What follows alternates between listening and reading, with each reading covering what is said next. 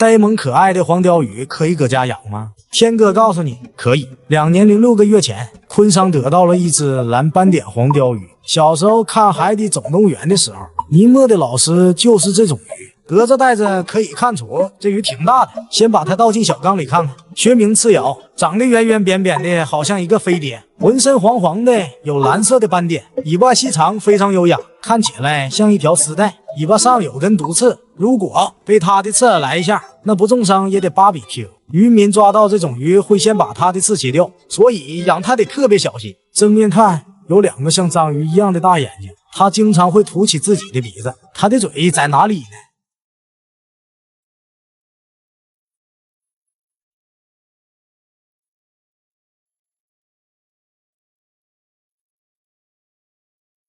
昆桑拿了一块鱿鱼肉，眼睛旁边的就是他的嘴巴，他怎么不吃呢？原来弄错了，嘴在下面，还不好意思吃呢。昆桑把它翻过来，抱着它像抱小宝宝一样。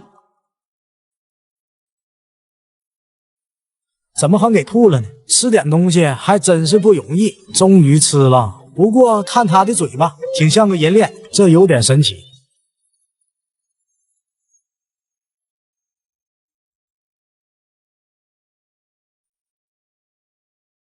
因为刚刚到家，可能小家伙还有点害怕。昆桑把鱼缸的灯关掉，让他安静的待几天。1个月后，昆桑又整了一条黄鲷鱼，这条是个小宝宝，比2个手掌还小的一只，灰不拉几的，就叫它小黑吧。简单过水后，昆桑把它放进了缸里。不过这个缸里还有条鲨鱼，昆桑担心鲨鱼受伤害，虽然他们是亲戚，还是先把小黑隔离饲养。小黑对水质要求很高。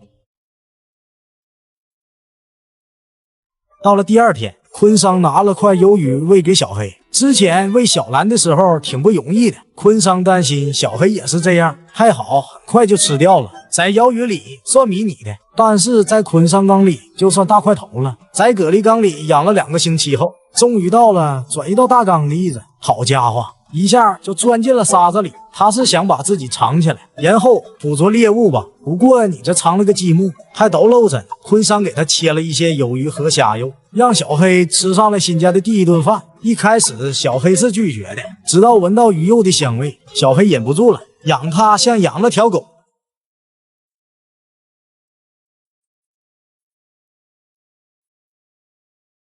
昆桑会把食物放在小黑鼻子前闻一闻，逗它一下，然后再给它吃。喂完再摸一摸它的小鼻子。扇子虾也饿了，给它也来一块虾肉。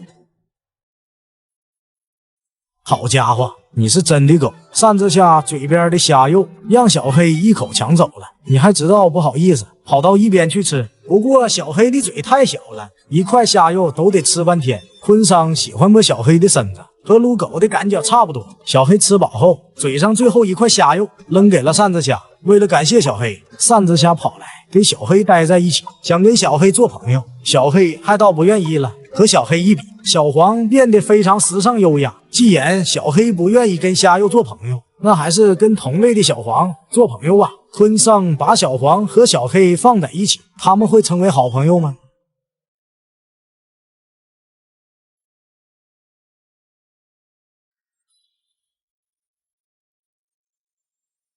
昆桑挑来了新鲜的鱿鱼肉，喂给小黄。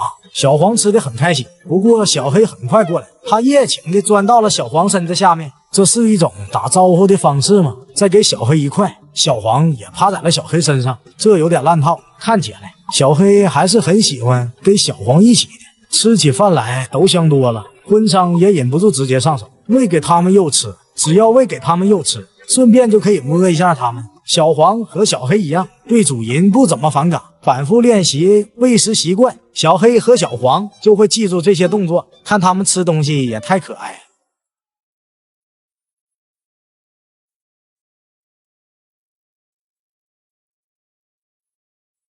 2年后，小黑长大了，昆桑把它单独养在大缸里，这缸里还有一只吸盘鱼。小黑一进去就被小吸盘吸了上去。在自然界中，吸盘鱼会吸在鲸鱼或者鲨鱼之类的大鱼身上，像坐公交车一样。等鲨鱼和鲸鱼吃完饭后，来吃它们嘴边的剩饭。它们是名副其实的懒人鱼。这个缸里没有大鱼，小吸盘只能吸在小黑身上。和小时候不一样，小黑现在变大了，喂它一块鱿鱼肉，小黑一口就吃了进去。好了，本期黄鲷鱼的故事分享到这，我是天哥，我们下期再见。2年0.6个月前，昆桑喜欢上了养泥巴。这稻田里挖来的泥巴，昆桑收集了剩下的泥巴，现在这泥巴还有一杯。这大冬天的哪里也去不了，只好在东北玩泥巴了。把这些泥巴再次加入水，神奇的事儿还会发生吗？生命存活需要的关键物质就是水。昆桑求来一盆纯天然的自来水，这水刚接出来还有点凉，担心泥巴会受不了这个温度。昆桑拿手给它搅和搅和，达到室温的程度，只需要10分钟左右，水温就和室温差不多了。首先给泥巴里加入宽水，加到水一不出来为止，不出意外的话马上就要出意外了，完犊子，这下整尴尬了。这杯子是个赝品，水漏了一地。生命中总是充满了惊喜和意外。再看看杯子里加上水之后的泥巴，仔细看，你能看出什么东西来吗？回答对了，这玩意儿看半个小时，你能看出东西来的话，你病的比昆桑还严重。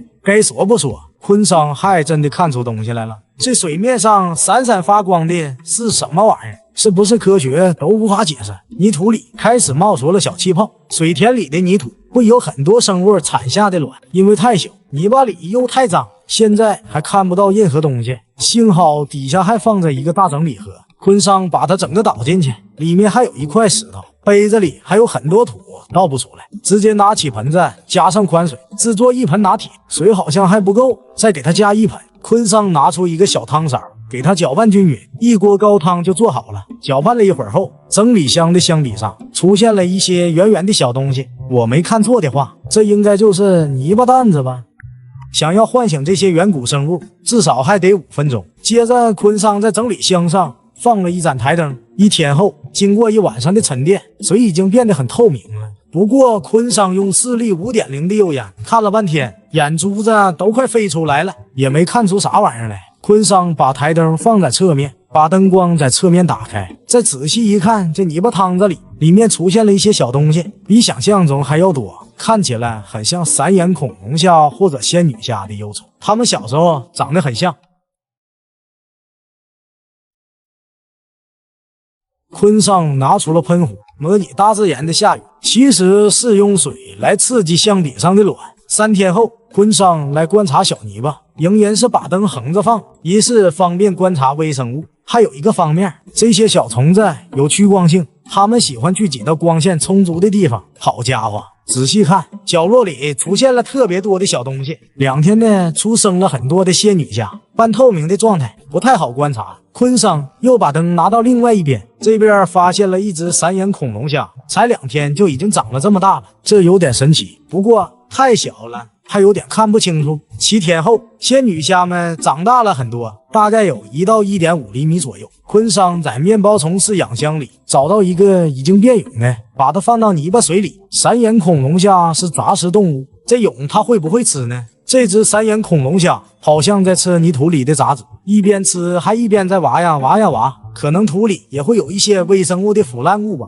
11天后，昆桑把水面的一窝捞了出去，整理箱里的生物也成长了很多，可以很好的观察了。现在可以观察到10几只仙女虾，还有几只3眼恐龙虾，而这只一开始就发现的3眼恐龙虾已经长得很大了。7天对于人来说可能没什么变化，对于这个小家伙来说，他已经成年了。昆桑放进去了2只面包虫蛹，现在来看少了1只，除此之外没有给他们任何的食物，看来另外1只被他们给吃掉了，除了过滤掉泥巴里的有机物。接下来3眼恐龙虾可能会吃掉同类来成长了。昆桑决定给饲养箱里加入一些水草和浮萍，让它们有躲避的空间，然后拿出鱼屎掰碎后放在整理箱里。1个月后出大事了，昆桑来观察泥巴，整理箱就剩下了1只3眼恐龙虾，黑不噜秃的就叫他小黑吧。小黑吃掉了所有的东西，还好活下来一只。不过昆桑发现